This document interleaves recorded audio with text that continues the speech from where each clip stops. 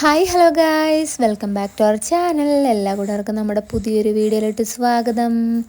അപ്പോൾ രാവിലെ ദോശ ഉണ്ടാക്കാനുള്ള പുറപ്പാടിലാണ്. കഴിഞ്ഞ ഷോർട്ട് വീഡിയോ കണ്ട കൂട്ടുകാർക്ക് മനസ്സിലാകും, അനിയൻ ഹോസ്പിറ്റലിലാണ്, അഡ്മിറ്റാണ്. അമ്മയുണ്ട് കേട്ടോ അവൻ്റെ കൂടെ. അവന് ചെറിയ ഈ ഊരവേദന എന്ന് പറയുമ്പോൾ പലർക്കും മനസ്സിലായിട്ടില്ല. ഞാൻ ഷോർട്ട് വീഡിയോയിൽ ഊരവേദന എന്നാണ് പറഞ്ഞത്. നടുവേദന, നമ്മുടെ നട്ടലില്ലേ അവിടെ ഉള്ളൊരു പെയിനൊക്കെ ആയിട്ട് നമ്മൾ ഹോസ്പിറ്റലിൽ കൊണ്ട് കാണിച്ചതാണ്. അങ്ങനെ ഒരു MRI സ്കാനിങ് ഒക്കെ എടുത്തു. അതിൽ ഡിസ്ക് ചെറുതായിട്ട് തെറ്റിക്കിടക്കുകയാണ്. ഇതൊരിക്കലും പെട്ടെന്നുള്ളൊരു വേദനയല്ല കേട്ടോ. അവന് ഇതിന് മുമ്പ് തന്നെ ഈ വേദന ഇടയ്ക്കിടയ്ക്ക് വരാറുണ്ട്. അവൻ നന്നായിട്ട് ക്രിക്കറ്റൊക്കെ കളിക്കും. അങ്ങനെ കളിയെല്ലാം കഴിഞ്ഞ് വരുമ്പോൾ അമ്മയെ നടുവേദനിക്കുന്നു എന്നൊക്കെ പറഞ്ഞ് വരും. എപ്പോഴും ആ ഒരു വേദന കളി കഴിഞ്ഞ് വരുമ്പോൾ ഉള്ളൊരു ചെറിയൊരു വേദനയാണ്. മേലും കൈ വേദനയൊക്കെ ഉണ്ടാവുമല്ലോ, അത്രയായിട്ടാണ് എടുത്തുള്ളൂ നമ്മൾ.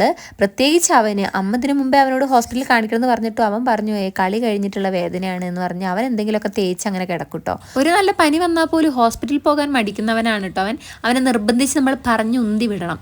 ഒരുവിധം വേദനയ്ക്ക് അവൻ നന്നായിട്ട് സഹിച്ച് പിടിക്കുന്നതാണ്. ഇത് ഒട്ടും സഹിക്കാൻ പറ്റാത്ത വേദന ആയപ്പോഴാണ് ഹോസ്പിറ്റലിൽ കാണിക്കാൻ വേണ്ടി പോയത്. അപ്പോഴാണ് ഇങ്ങനെയാണ് സ്ഥിതി എന്നൊക്കെ നമുക്ക് മനസ്സിലാക്കാൻ കഴിഞ്ഞത്. അങ്ങനെ ദോശയെല്ലാം ചുട്ടു. ഏട്ടന് സാമ്പാറും ദോശയൊക്കെ കൊടുത്ത് ഏട്ടന് ഡ്യൂട്ടിക്ക് പോയി. പിന്നെ ഞാൻ ചായ വെക്കുകയാണ് കേട്ടോ. ഇനി ചായയും കൂടെ ആയിട്ട് കുഞ്ഞുങ്ങൾക്കും ഭക്ഷണം എല്ലാം കൊടുത്തിട്ട് നമുക്ക് ഹോസ്പിറ്റലിലേക്ക് പോകണം.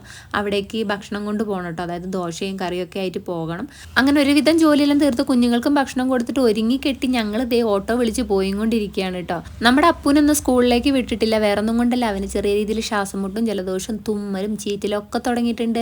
അപ്പം അങ്ങനെ ഞാൻ ഇന്ന് രാവിലെ അവന് മരുന്നെല്ലാം കൊടുത്തു. എൻ്റെ കൂടെ ഹോസ്പിറ്റലിലേക്ക് കൂട്ടിയിട്ടോ. വീട്ടിലെന്തായാലും ആരുമില്ലല്ലോ. അങ്ങനെ മരുന്നെല്ലാം കൊടുത്തിട്ടാണ് അവനെയും കൂട്ടിയിട്ടുള്ളത്. സാമ്പാറും ദോശയും ചായയും എല്ലാം ബാഗിലാണ് കേട്ടോ. അങ്ങനെ ഏകദേശം നമ്മൾ ഹോസ്പിറ്റലിൽ എത്താനായിട്ടുണ്ട്. അമ്മയോട് താഴോട്ട് ഇറങ്ങി നിൽക്കാൻ വേണ്ടി പറഞ്ഞിട്ടുണ്ട് കേട്ടോ. നമ്മുടെ കുഞ്ഞൂനെ ഏറ്റിപ്പോവാൻ എനിക്കാവൂല. വേറൊന്നും കൊണ്ടല്ല, 3ാമത്തെ നിലയിലാണ് നമ്മളെ. അങ്ങനെ അമ്മ പറഞ്ഞ പോലെ താഴെ വന്ന് നിന്ന് കുഞ്ഞൂനെടുത്ത് അമ്മ നടക്കുന്നുണ്ട്. അനിയൻ്റെ കയ്യിൽ സൂചിയെല്ലാം കണ്ടിട്ട് കുഞ്ഞുവിൻ്റെ കിളി ഇന്നലെ തന്നെ പറന്നു പോയതാണ്. അവന് ഭയങ്കര പേടിയൊക്കെ ആയിരുന്നു. ഇന്നിപ്പോൾ എന്തായിരിക്കും അവനെ കാണുമ്പോൾ എന്നൊന്നും അറിയില്ല. അങ്ങനെ നമ്മൾ ഏകദേശം മുകളിലോട്ട് എത്തിയും കൊണ്ടിരിക്കുകയാണ്. 3ാമത്തെ നിലയായതുകൊണ്ട് തന്നെ നന്നായിട്ട് പാടുപെട്ട് കയറാനും ഇറങ്ങാനും കേട്ടോ. അങ്ങനെ നമ്മൾ എത്തിയിട്ടുണ്ട്. മേൽവാർഡിലാണ്. ഇവിടെയാണെങ്കിൽ ആരുമില്ല, അവൻ മാത്രമേ ഉള്ളൂ. അങ്ങനെ ആശാൻ കിടക്കുകയാണ് കേട്ടോ. വെയിറ്റൊക്കെ തൂക്കിയിട്ട് നമ്മൾ കാലിൽ വെയിറ്റ് തൂക്കിയിട്ട് അങ്ങനെ കിടക്കണം. ബെൽറ്റ് ഇട്ടിട്ടുണ്ട്. പിന്നെ ഇഞ്ചക്ഷൻ അടിച്ചിട്ടുണ്ട്. വേദനയ്ക്കുള്ള മരുന്ന്, വേദനയ്ക്കുള്ള ഇഞ്ചക്ഷൻ അതൊക്കെ അടിച്ചിട്ടുണ്ട്. അപ്പോൾ അവൻ കിടക്കുകയാണ് കേട്ടോ. ഇനി അവന് ഭക്ഷണമെല്ലാം കൊടുക്കണം. അങ്ങനെ കൊണ്ടുവന്ന ദോശയും കറിയെല്ലാം കൂട്ടിയിട്ട് അമ്മയും അനിയനും ചായ എല്ലാം കുടിച്ചു. പിന്നെ ഞങ്ങൾ ഇങ്ങനത്തെ ഒരു മിഠായി കഴിച്ചു. കുഞ്ഞുങ്ങൾക്കും കൊടുത്തു, ഞാനും കഴിച്ചു. കുഞ്ഞു ആണെങ്കിൽ ഭയങ്കര അലമ്പായിരുന്നു കേട്ടോ. കാരണം ആ ഒരു വാർഡിൽ ആരുമില്ല. അതുകൊണ്ട് തന്നെ അവൻ ഓടി ചാടി കളിച്ചുകൊണ്ടിരിക്കുകയായിരുന്നു. അപ്പൂന് വലിയ ഉഷാറൊന്നുമില്ല, കാരണം വെയ്യാത്തതുകൊണ്ട് അവന് വലിയ ഉഷാറില്ല. പിന്നെ ഉച്ചയായപ്പോൾ ചോറ് കഴിക്കാൻ വേണ്ടി പോവുകയാണ്. ചോറ് നമ്മൾ പുറത്തു നിന്നാണ് വാങ്ങിയത്. ചെറിയ കുഞ്ഞമത്തിയായിരുന്നു കേട്ടോ നമുക്ക് വറുത്തത് കിട്ടിയത്. ചോറിൽ അത്യാവശ്യം കറികളൊക്കെ ഉണ്ട് എന്നുള്ളൊരു പ്രതീക്ഷയിൽ അങ്ങോട്ട് തുറന്നതായിരുന്നു. പക്ഷെ നമ്മൾ പ്രതീക്ഷിച്ച പോലെ അങ്ങനെ വലിയ കറിയൊന്നുമില്ല കേട്ടോ. പപ്പടം കിട്ടിയിട്ടുണ്ടായിരുന്നില്ല, പിന്നെ അച്ചാറില്ല, പിന്നെ നമുക്കൊരു ഉണക്കമുളക് ഉണ്ടാവില്ല, അതൊന്നും ഇല്ല കേട്ടോ.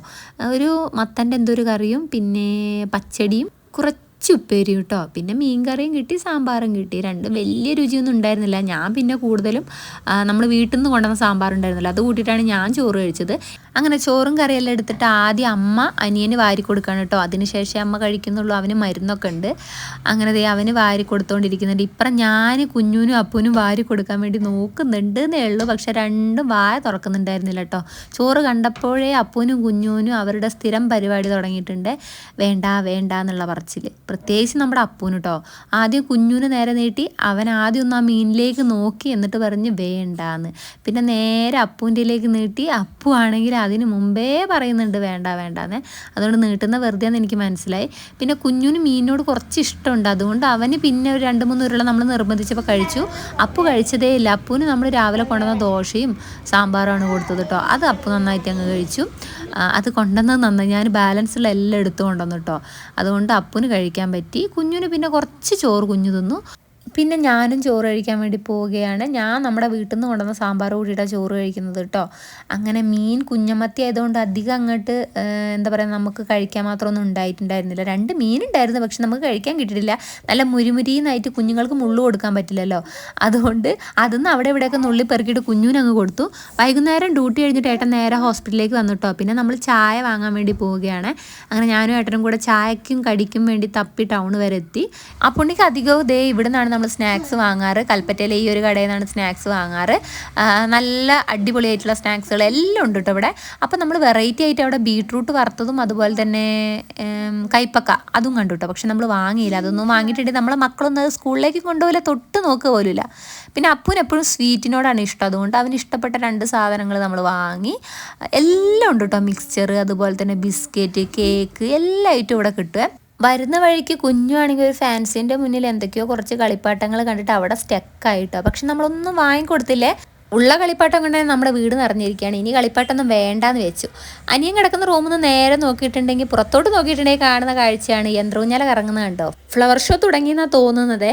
നമ്മുടെ അപ്പു അത് കണ്ടപാടും പറയുന്നുണ്ട്, അമ്മയെ നമുക്ക് അങ്ങോട്ട് പോകാമെന്ന്. പിന്നെ കുഞ്ഞു അപ്പു യന്ത്രൂഞ്ഞാലിൻ്റെ കറക്കെല്ലാം കണ്ട് പുറത്ത് തന്നെ ആയിരുന്നു കേട്ടോ. ഒരുവിധമാണ് നമ്മൾ ഉള്ളിലേക്ക് വലിച്ചു കയറ്റിയത്. പിന്നെ പഴംപൊരിയാണ് നമ്മൾ ചായക്ക് വാങ്ങിയത് കേട്ടോ. അപ്പോൾ കുഞ്ഞു അപ്പു ഓരോന്ന് കഴിക്കുന്നുണ്ട്. നല്ല ചൂടുണ്ടായിരുന്നു പഴംപൊരിക്ക്. അനിയൻ അമ്മ ചായയെല്ലാം എടുക്കുന്നുണ്ട്. അവനും ചായ കുടിക്കാനുള്ള പുറപ്പാടിലാണ്. അങ്ങനെ ദേ ഏട്ടനും സൈഡിലിരുന്നിട്ട് ഒരു പഴംപൊരി കഴിച്ചുകൊണ്ടിരിക്കുന്നു. ഞാനും കഴിക്കുന്നുണ്ട് കേട്ടോ. ചായ കുടിച്ചു കഴിഞ്ഞാൽ നമ്മൾ നേരെ വീട്ടിലോട്ട് പോകും കേട്ടോ. വീട്ടിൽ പോയി ചോറും കറിയെല്ലാം ഉണ്ടാക്കിയിട്ട് നമ്മൾ പിന്നെ ഹോസ്പിറ്റലിലേക്ക് വരും. അങ്ങനെ ദേ അനിയൻ ചായ കുടിച്ചുകൊണ്ടിരിക്കുകയാണ്. രാത്രിയിലേക്കുള്ള ഫുഡ് നമ്മൾ ഉണ്ടാക്കിയിട്ട് പെട്ടെന്ന് തന്നെ കൊണ്ടു കൊടുക്കും കേട്ടോ. ഇനി വീട്ടിൽ പോയിട്ട് വേഗം ഭക്ഷണം ഉണ്ടാക്കുക. പിന്നെയും തിരിച്ച് ഹോസ്പിറ്റലിലേക്ക് തന്നെ വരാനുണ്ട്. രാവിലെ പിന്നെ ഏകദേശം എല്ലാ ജോലിയും തീർത്ത് വെച്ചിട്ടാണ് ഞാൻ വന്നിട്ടുള്ളത്. ഇനി പോയിട്ട് നമുക്ക് ഭക്ഷണം ഉണ്ടാക്കേണ്ട ജോലി മാത്രമേ ഉള്ളൂ. അത് പിന്നെ ഏട്ടനും കൂടെ ഉള്ളതുകൊണ്ട് പെട്ടെന്ന് തന്നെ എല്ലാം റെഡി ആയിക്കോളും. അങ്ങനെ നമ്മൾ തിരിച്ചു പോവുകയാണ് കേട്ടോ. പോകുന്ന വഴിക്ക് നമ്മൾ കുറച്ച് മീൻ വാങ്ങാമെന്ന് വിചാരിച്ചു. മീൻ ബിരിയാണി ഉണ്ടാക്കാമെന്ന് പെട്ടെന്നുള്ള തീരുമാനമാണ്. ഏട്ടനാണ് പറഞ്ഞത് കേട്ടോ, നമുക്ക് കുറച്ച് മീൻ ബിരിയാണി വെച്ചാലോ എന്ന്. അപ്പം ഞാനും പറഞ്ഞു ഓക്കെ. അങ്ങനെ നമ്മൾ കുറച്ച് മീനെല്ലാം വാങ്ങി പോയിക്കൊണ്ടിരിക്കുകയാണ് വീട്ടിലേക്ക്. മീൻ ബിരിയാണിയുടെ വീഡിയോ ഒക്കെ അടുത്ത ദിവസം വരുന്നതാണ് കേട്ടോ. ഇന്നത്തെ വിശേഷങ്ങൾ ഇത്രയേ ഉള്ളൂ. പുതിയ വീഡിയോ ആയിട്ട് കാണാം. അതുവരെ എല്ലാ കൂട്ടർക്കും tata bye bye, see U.